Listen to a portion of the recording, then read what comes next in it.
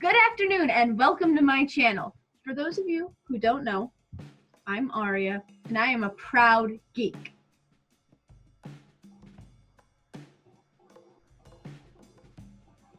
Well, proud enough to put it in my channel name anyway. Chic geek, because as Felicia Day once said, now I'm the one that's cool. Being geeky, cool thing now. Don't know actually for sure how true it is, but I'm proud enough. Before getting to my speed paint, I just want to take a moment, since this is my first video, to introduce myself just very briefly. So, 4 facts that absolutely sum me up. Christ follower, mathematician, geek, artist. They describe pretty much every main facet of my personality. You'll see a lot of each of those probably bleed through onto this channel. They all bleed through onto my Twitter, because this is really just a piece of me shared with the rest of the world, with all of you. This should be good. So, if you like art, stick around, because I have art. It's exactly what you expect, and it's in the title of the video, honestly. You'll get the gist once you watch a few videos. On to the speed paint. Iounia, the character that I'm drawing, is my character from the Relics of War D&D stream that I play in on Monday nights. I've left all the details down in the description below. You can go check it out. It's a lot of fun, pretty wild. She's a warlock who, as I like to describe, has a very cheerful disposition. You don't meet too many warlocks like that. She's always happy and motivated despite whatever might be going on around her. Given that her patron deity is strongly based in nature, and she has a lot of really heavy ties to nature, which are going to be showing up throughout the game, when I first went into designing her, as childish as it might be, I kind of went in and said, I want you to be reminiscent of a tree. Not just any tree, though. Those trees that children draw when you're first learning how to draw, you know, they've got a trunk, they don't have many shooting off branches, but they have a big green cotton ball at the top. Yeah, one of those trees. You know exactly what I'm talking about. That being said, this was definitely designed to be a practice piece, a piece where I could learn how to create airbrush type of pieces digitally. I worked in Hershey Park for a hot second in their airbrushing booth, you know, just making t-shirts, bags, hats, whatever it is as people walked by. If they wanted something airbrushed onto it.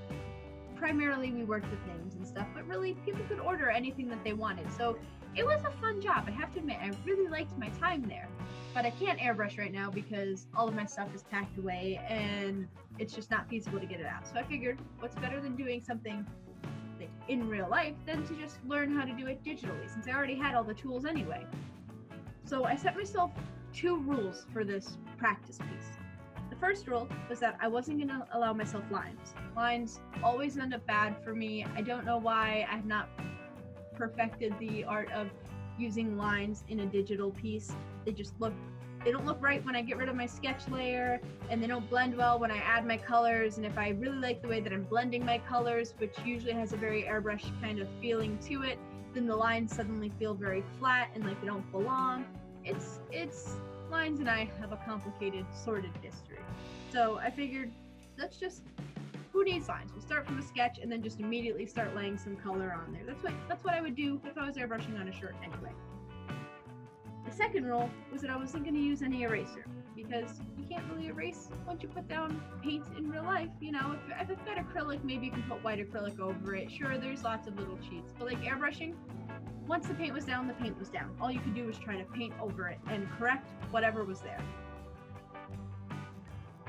Unfortunately, maybe we should have called those rules in quotation marks. I did erase.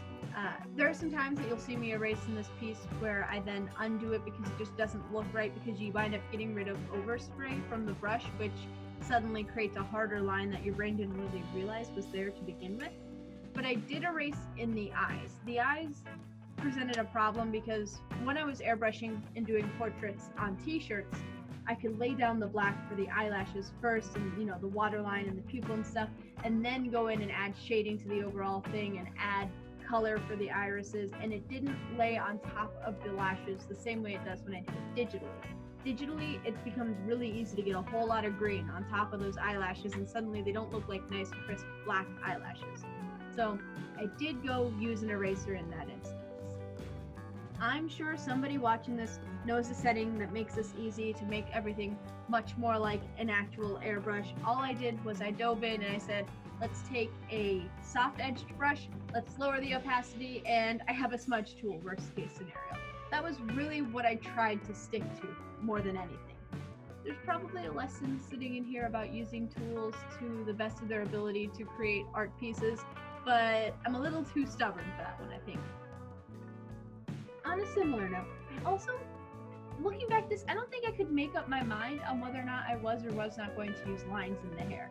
Hair is made up primarily of just a whole lot of lines, and that sort of sticks out in my brain. And because Iounia has this dense, curly hair, I really wanted to give it that texture of being like wild and untamable, like just living on top of her head. I tried going around the outside with a thinner brush, adding lines and really trying to highlight the outside. I tried adding these little wispies, fringes, whatever, extra hairs sticking out from her head. I tried then making my brush bigger to add texture, and then figuring I would make my brush smaller and smaller as I worked up towards like the top layers of this curly mess. Nothing really felt right as I was working with it, and the parts that did look like lines just stood out a whole lot. So then I wound up erasing or blending or smudging them in. Nothing ever really sat right with that. So I probably should have made the lines one a more strict rule than the eraser one was when I set into this piece. On the bright side, working on Ionia's hair really helped to flesh out her background a little more. It started to tell a story. As I was working on this, I'd always kind of pictured this is what her hair would be because she has this artistic background. But because I wanted to draw this really BA picture of Iounia from during the war that precedes all of the events in our stream, I wound up really having to think about certain details of her hair. Like, you know, when I was working on those braids at the bottom, whether or not there were going to be beads at the end of them. Because I've described during the stream that she does have beads in them. But I figured, you know, if she's really kind of this super gruff chick in the war right now, adding some bright, shiny, you know, yellow or orange beads may not be what I wanted to do. Wood beads would probably be pretty cool, but I ended up deciding that it all in all, before the war, her entire head was braided, and she would style it and do stuff with the braids because they were decent enough length. But as the war was going, portions of hair got cut, a couple braids got cut off, then she was trying to cut them to all be the same kind of length. Then as her hair was growing out, she would have to try and find time where she could take one braid out to redo the braids so that would be nice and tight to her head again. And there really just wasn't time for all of that upkeep. So then she had to start making decisions on what in her hair she was going to start trying to upkeep, especially as she didn't have the tools to do this. Her hair would become more and more knotted and more difficult to try and wrestle back into a braid. So ultimately that's what ended up leaving, as she was losing more and more battles against her hair, half of her head, a smaller half of her head, still braided, and the rest of it she eventually just kind of had to give up on and focus on really just shaping as best she could because it just would not behave. In the end, Ionia's hair was a process that I never really felt done with, and I never felt satisfied with. I just kind of decided to stop fussing with it eventually, which I'm sure is a point that many artists are familiar with. The point where you say, you know what, maybe I'll come back to you later, but I think for now, you're at a presentable enough point. I just have to stop touching it and call it done. No amount of fussing will probably actually make this what I want to look at. That's kind of where I ended up with Ionia's hair. In the end, I think it turned out pretty okay though. Definitely pretty okay. Solid 6 out of 10.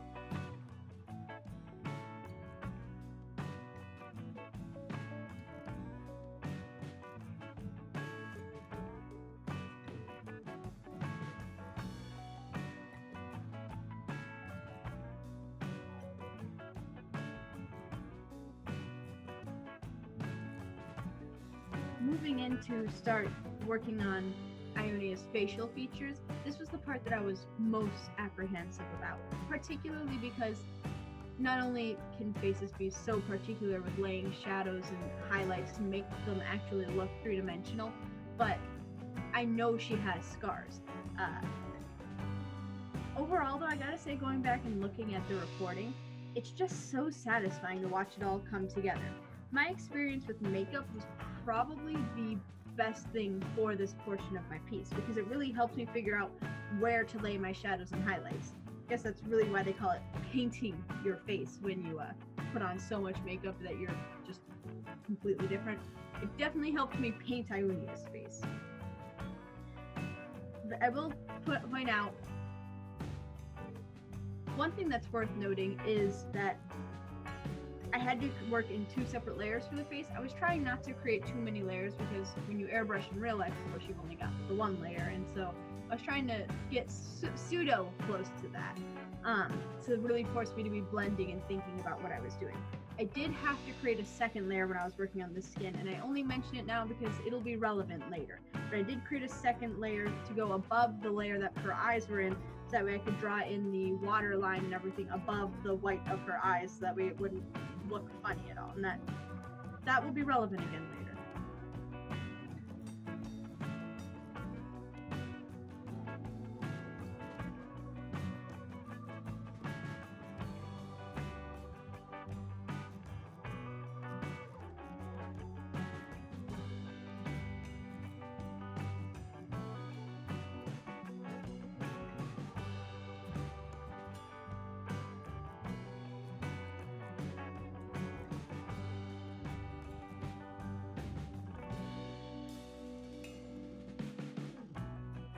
The next step for fleshing out her face was really to start giving it the details that make her Iounia, not just some beautiful skinned individual.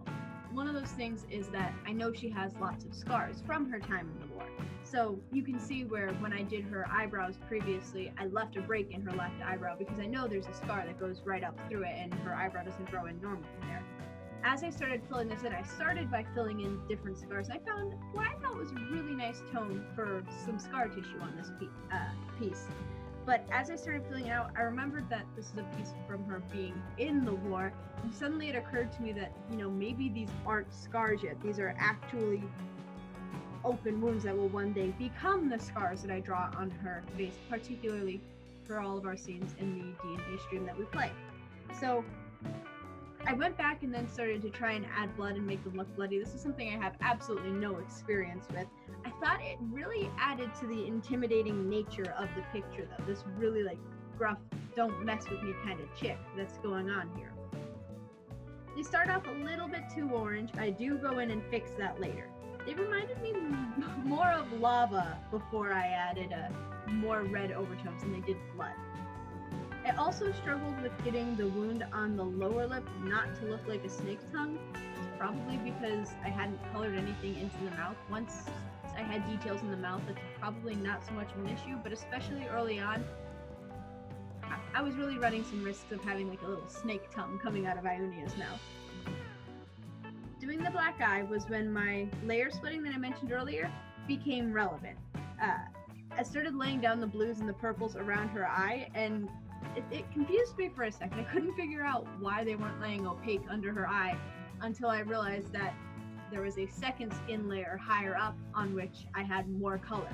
Ultimately, by the time I managed to blend it and make it work, I debated going up to that top layer, but I decided not to, and I really think because it wasn't fully opaque everywhere below the eye, it gave a very nice effect that the bruising really focuses on around her eye socket where the bone is, so that way that's where the skin would get pinched, and I really think it gave the black eye a very nice realistic feel.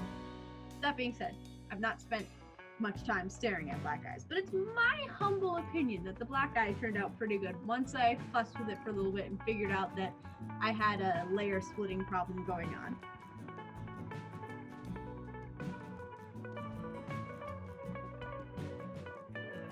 The final thing that I'm really pleased with is definitely the blood that I put on her lips. it really gave her this busted up look. I don't know what it is. Sometimes there are just details you put into a piece, like when you finally add highlights at the very end that take a piece from like a solid, oh, it was looking okay as a 2, maybe a 3, up to a solid like 6, maybe a 7. We're doing pretty okay. For me, when I was working on her face, it was definitely when I started adding blood to the lips. It gave them a very dry kind of look. It definitely added this like really busted up kind of air to what was happening in the picture. I intended to add more dirt smudges and blood to her face later. I definitely forgot about it at the end, but overall, not the worst thing that could have happened.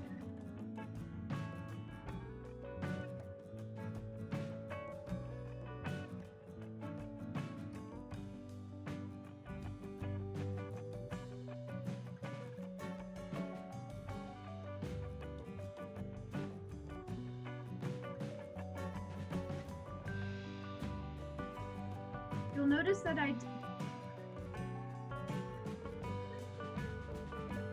that I designated color for chainmail when I was laying out all my little color swatches in the upper left-hand corner. By the time I got to the shirt, I decided that was definitely too much of an undertaking for this project. Instead, I figured that Iounia could be wearing a dirty shirt that was a color commonly associated with prison, orange. She comes from an artistic background, like I mentioned, so when she was drafted, she really wasn't ready to be a soldier in war. They just needed more soldiers.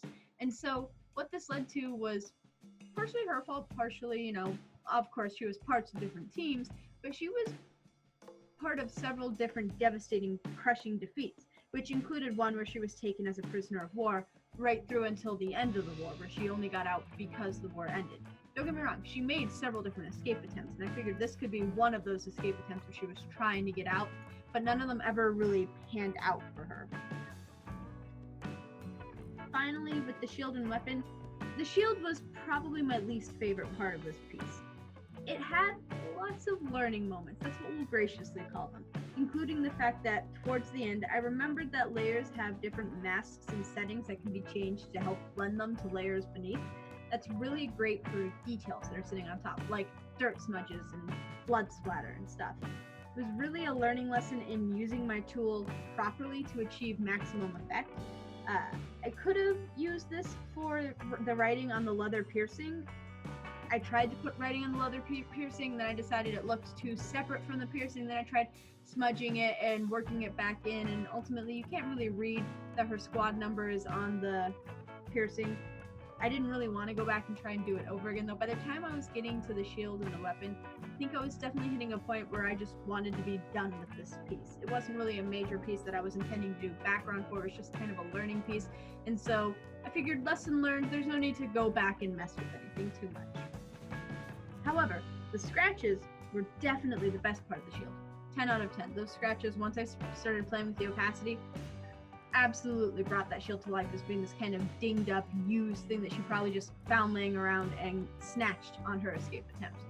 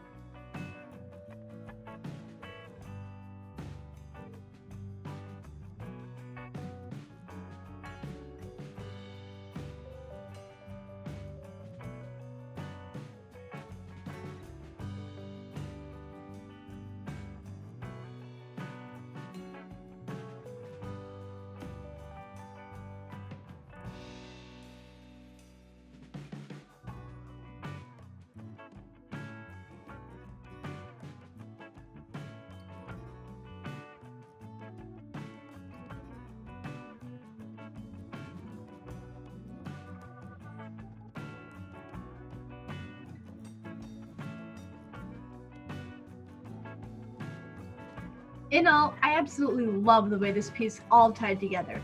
I felt just a little bit like Jazza as I was working on it, because as I'd be figuring things out and learning all sorts of lessons about what I should and should not be doing, I kept having these moments where I would think to myself, had you just done a little bit of research before starting, had you gone and seen a tutorial or read some instructions somewhere, you probably would have known this, or at least been familiar enough with the process to think about it when it became relevant.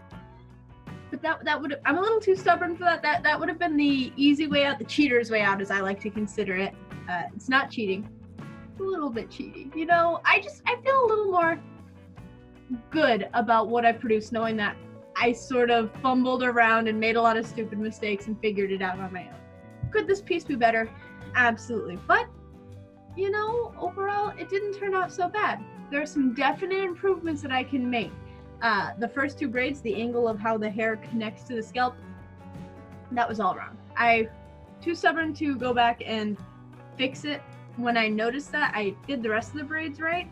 But, you know, kind of going that no erasing rule. Yeah, you remember that? Didn't really want to accidentally erase all of the overspray that was going on in the head region, because then you get these unsightly kind of edges that just don't make sense. And I mean, overall, by the time I was done, if I'm being honest, when I finished with the braids, that's when I called it quits for the first night, because it was the same little repetitive motion over and over and over again. And by the time I got to the bottom and I'd finished all the braids that were hanging off her head, I was beyond done. My hand was killing me. I know I could have worse problems in the world, but it kind of sucked. I was really glad that I didn't go back and redo the first two braids, even though it's only two of the braids. I know, I could have done it, but I could have done it the next day even, but it was a lot of work, and this is just a learning piece. I didn't really want to invest that much into the final outcome of this piece. In a bigger picture though, I'm really happy with how the braids turned out in general, especially, strange thing to notice, when you look at the back of the head, the way they bend to kind of reflect the curvature of the scalp, they frame the whole back of the head there. I thought that turned out really, really nice. On a similar note, remembering highlights, looking back on it, definitely something that very important, night and day difference to the piece. Started with the hair. I was well into the braids when I realized that I should add some highlight onto each of the little bumps, I guess, jumps, lumps, whatever you would call them for each portion of braid. I added highlights into all that. It made such a big difference that I realized I needed to go back to the living mass monster hair that was sitting on top of her head and add something lighter just sitting on top of the floof, essentially. And it did. It made a difference. Beautiful difference in the hair, and then especially the skin. The skin, I had a more positive impression on the skin as I was working on it than I did on the hair. Could be out of frustration more than anything. But I was really happy with the skin even before the highlights, and the highlights really just brought the entire thing together. 10 out of 10, absolutely. Looking back, if I had to pick a least favorite part of the picture, it's probably the same part that was my least favorite part to draw. When I look at the entire thing put together, the shield just doesn't have the same quality as like the face and the hair, the rest of the picture in general. It could have been done a little bit better. It could have blended a little bit better. Similarly, the hair wisps, fringes, loose frizz, I guess. I don't know what you would call those. The hair wispies, I think this is an official term now, not my favorite part either. They seem kind of random. They don't really blend with the tonality of the rest of the piece. And I could have added more dirt and blood. The dirt and blood presence is sorely lacking. But overall, when I take in the entire piece together, I would have to give it a solid B. Better than average, little less than awesome. All right, guys, thanks for tuning in. If you want more regular updates on my art and, you know, D&D endeavors, all sorts of nonsense, definitely subscribe here and go follow me on Twitter. You'll get more content on Twitter. I'm there like every single day, let's be real.